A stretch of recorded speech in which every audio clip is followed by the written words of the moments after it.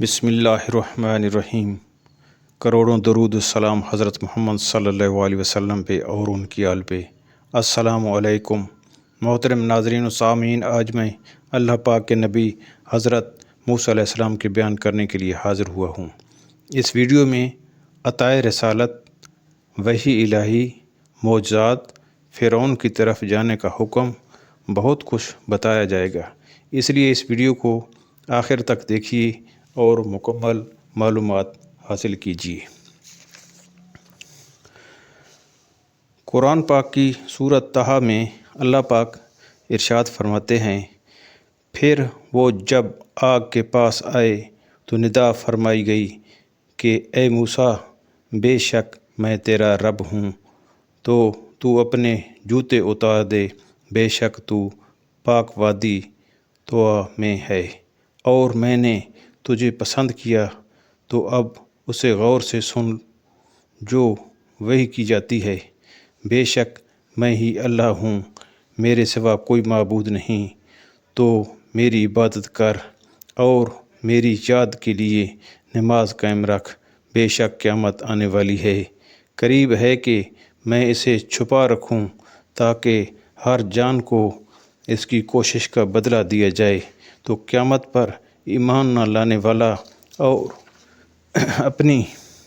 خواہش کی پیروی کرنے والا ہرگز تجھے اس کے ماننے سے باز نہ رکھے، ورنہ تو ہلاک ہو جائے گا۔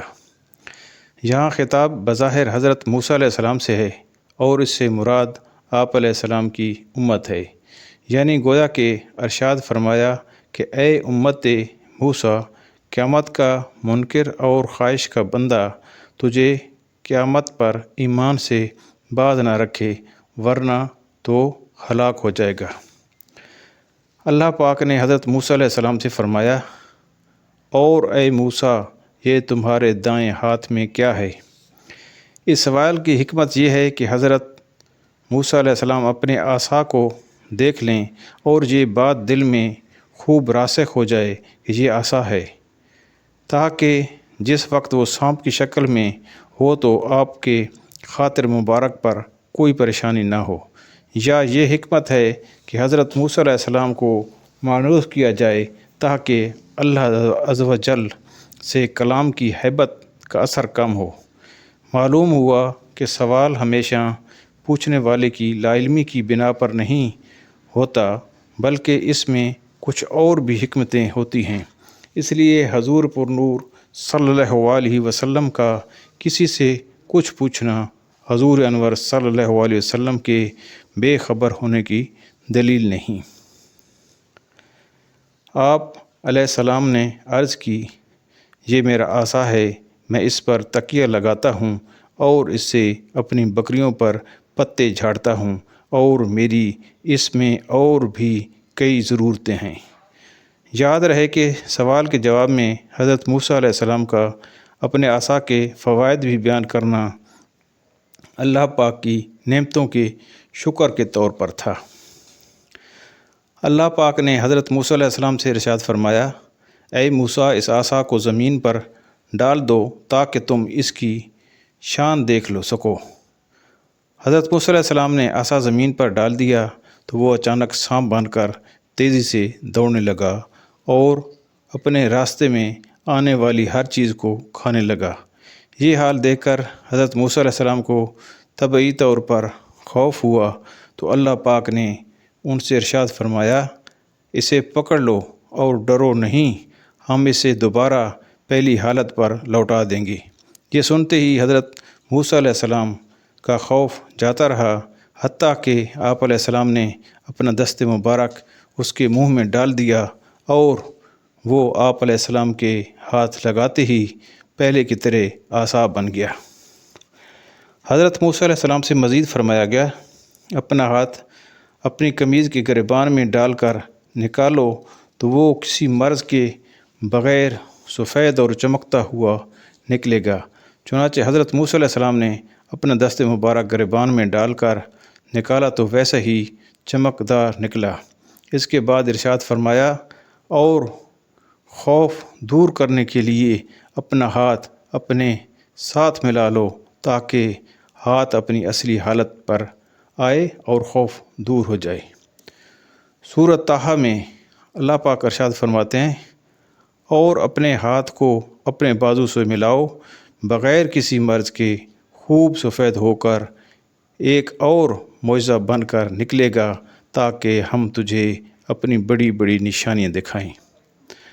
اور سورۃ قصص میں ارشاد باری تعالیٰ ہے، اپنا ہاتھ گریبان میں ڈالو تو وہ بغیر کسی مرض کے سفید چمکتا ہوا نکلے گا، اور خوف دور کرنے کے لیے اپنا ہاتھ اپنے ساتھ ملا لو تو تیرے رب کی طرف سے فرعون اور اس کے درباریوں کی طرف یہ دو بڑی دلیلیں ہیں، بے شک وہ نافرمان لوگ ہیں۔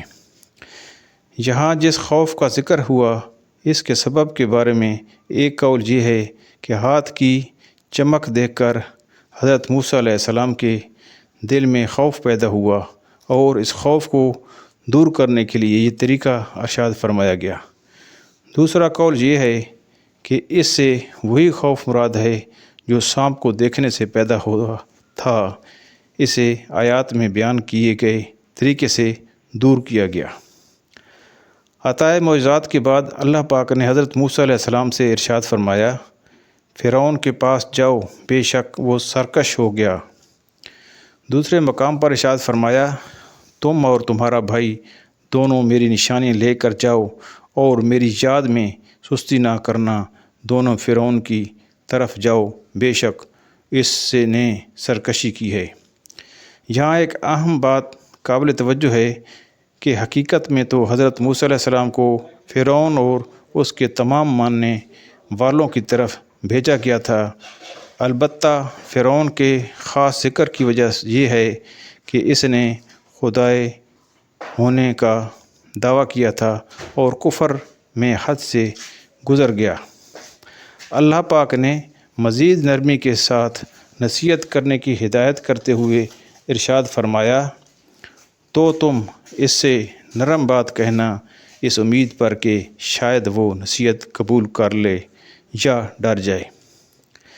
بعض مفسرین کے نزدیک فرعون کے ساتھ نرمی کا حکم اس لیے تھا کہ اس نے بچپن میں حضرت موسیٰ علیہ السلام کی خدمت کی تھی، اور بعض مفسرین نے فرمایا کہ نرمی سے مراد یہ ہے کہ آپ اس سے وعدہ کریں کہ اگر وہ ایمان قبول کرے گا تو تمام عمر جوان رہے گا، کبھی بڑھاپا نہ آئے گا، مرتے دم تک اس کی سلطنت باقی رہے گی، کھانے پینے اور نکاح کی لذتیں تا دم مرگ باقی رہیں گی، اور مرنے کے بعد جنت میں داخلہ نصیب ہوگا۔ جب حضرت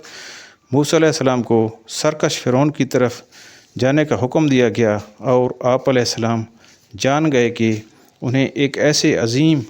کام کا پابند کیا گیا جس کے لیے سینہ کشادہ ہونے کی حاجت ہے، تو آپ علیہ السلام نے اللہ پاک کی بارگاہ میں عرض کی، اے میرے رب، میرے لیے میرا سینہ کھول دے، اور میرے لیے میرا کام آسان فرما دے،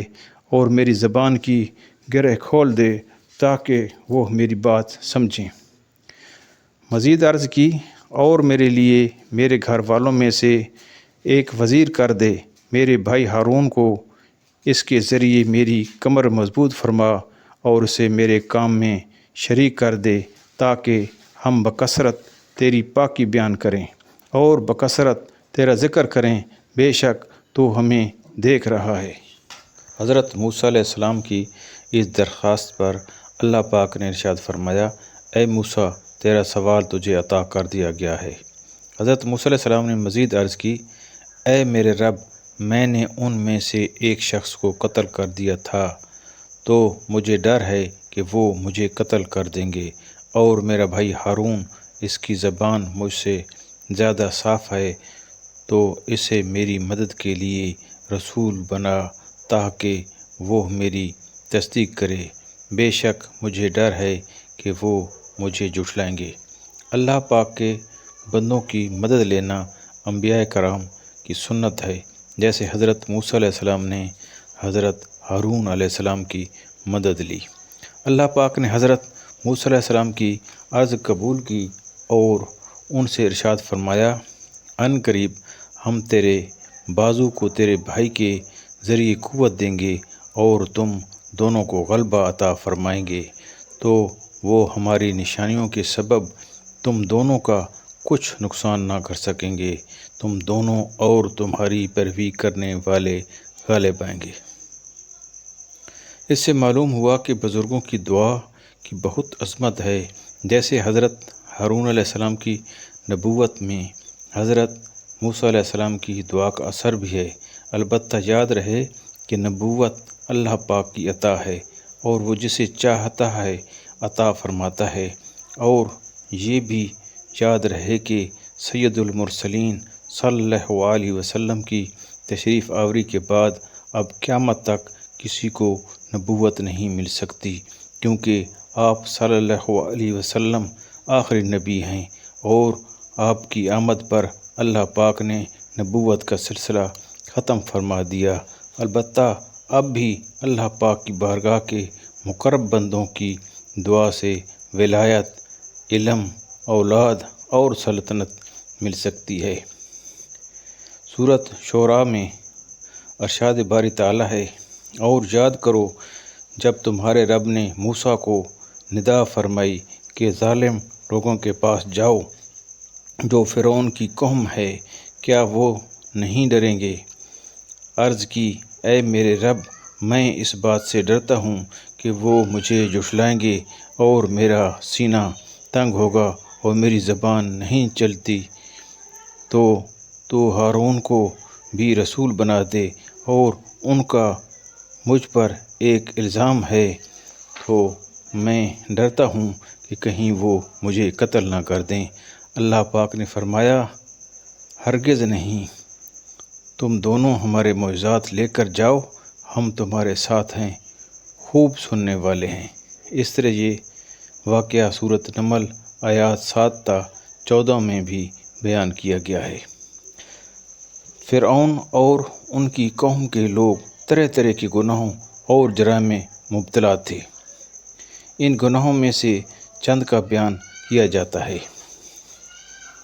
کفر و شرک، خدائی کا دعویٰ کرنا، تکبر و سرکشی کے کاموں میں حد سے بڑھنا، لوگوں سے زبردستی مشقت والے کام کروانا،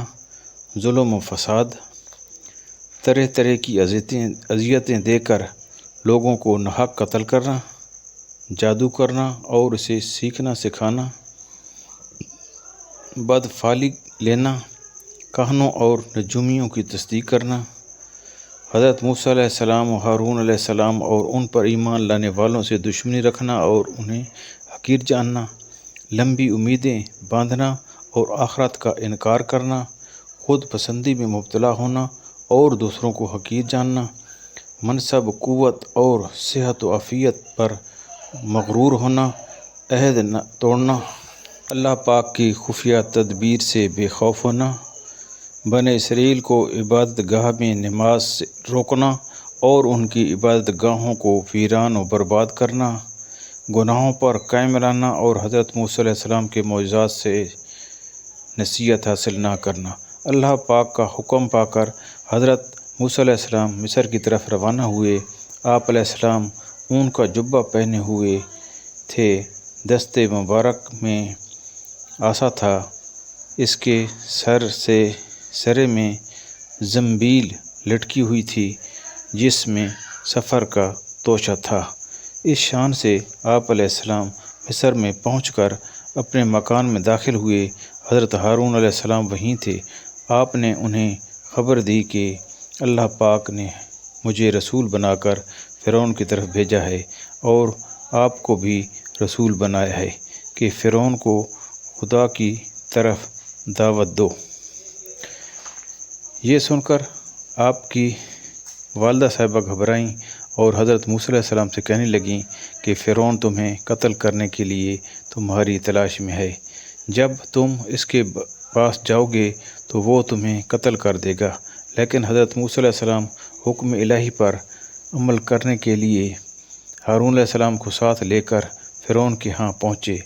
فرعون کو خبر دی گئی اور صبح کے وقت آپ علیہ السلام کو بلایا لیا گیا۔ آپ علیہ السلام نے اس کے پاس پہنچ کر اپنی رسالت کے بارے میں بتایا اور فرعون کے پاس جو حکم پہنچانے پر آپ علیہ السلام مامور کیے گئے تھے وہ پہنچایا۔ فرعون نے آپ علیہ السلام کو پہچان لیا کیونکہ آپ علیہ السلام اسی کے گھر میں پلے بڑے تھے، اور اس نے احسان جتاتے ہوئے آپ سے کہا، کیا ہم نے تمہیں اپنے ہاں بچپن میں نہ پالا اور تم نے ہمارے یہاں اپنی عمر کے کئی سال گزارے؟ مفسرین فرماتے ہیں کہ حضرت موسیٰ علیہ السلام نے فرعون کے محل میں 30 سال گزارے، اور اس زمانے میں آپ علیہ السلام بادشاہ کے عمدہ لباس پہنتے، اس کی سواریوں میں سوار ہوتے اور اس کے فرزند کے طور پر مشہور تھے۔ فرعون نے مزید کہا، اور تم نے اپنا وہ کام کیا جو تم نے کیا اور تم شکریہ ادا کرنے والوں میں سے نہیں ہو، یعنی اے موسیٰ، تم نے ہمارے احسانات کے باوجود قبطی کو قتل کیا، اور تم ناشکر ہو کر تم نے ہمارے احسانات کی شکر گزاری نہ کی اور ہمارا ہی ایک آدمی قتل کر دیا۔ حضرت موسیٰ علیہ السلام نے فرعون سے فرمایا،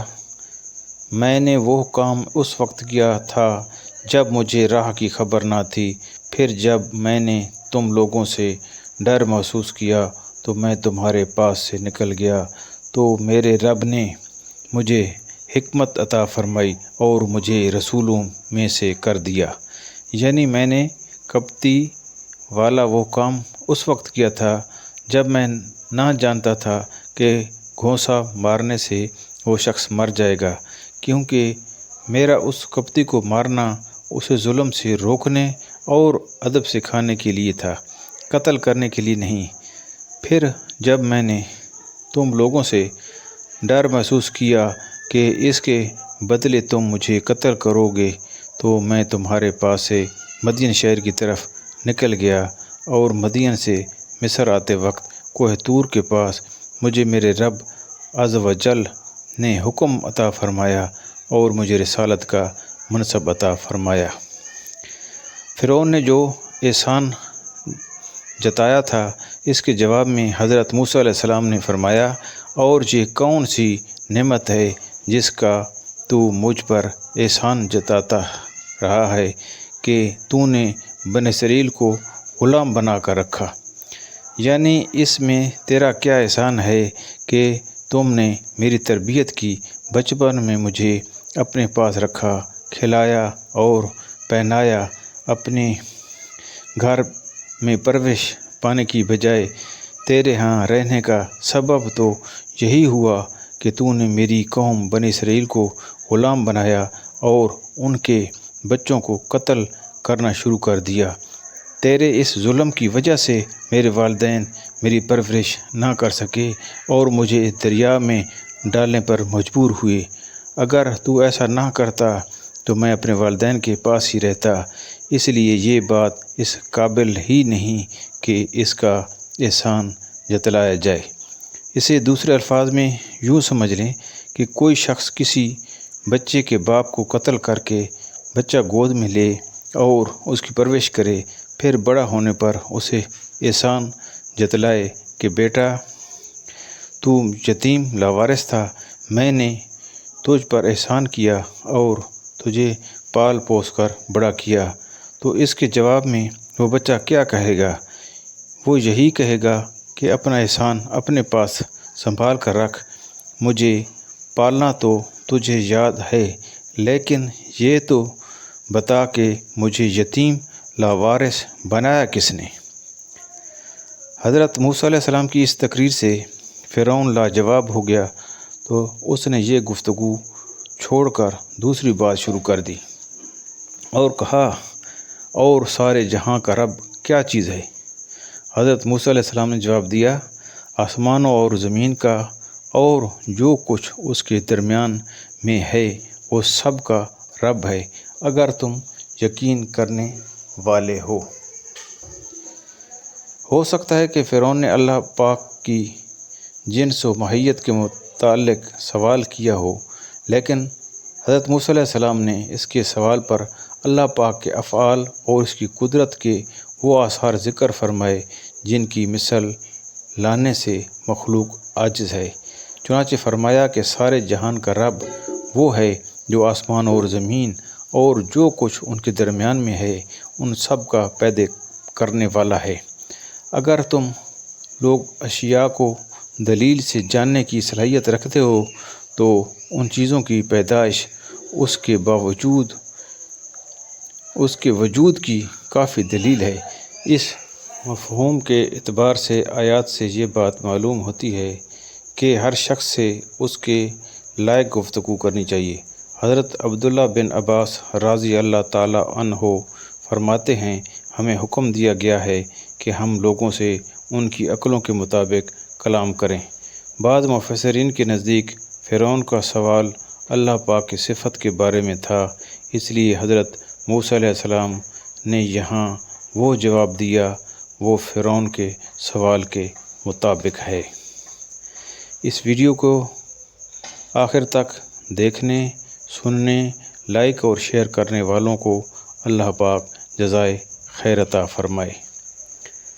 اگر اس چینل کو ابھی تک سبسکرائب نہیں کیا تو سبسکرائب کر لیں تاکہ ایسی اسلامی ویڈیوز آپ تک پہنچتی رہیں۔ انشاءاللہ اگلی ویڈیو میں مزید موسیٰ علیہ السلام اور فرعون کے مکالمہ کے بیان کیا جائے گا۔ یا اللہ پاک میری، میرے والدین اور ساری امت کی بے حساب بخشش فرما، آمین ثم آمین۔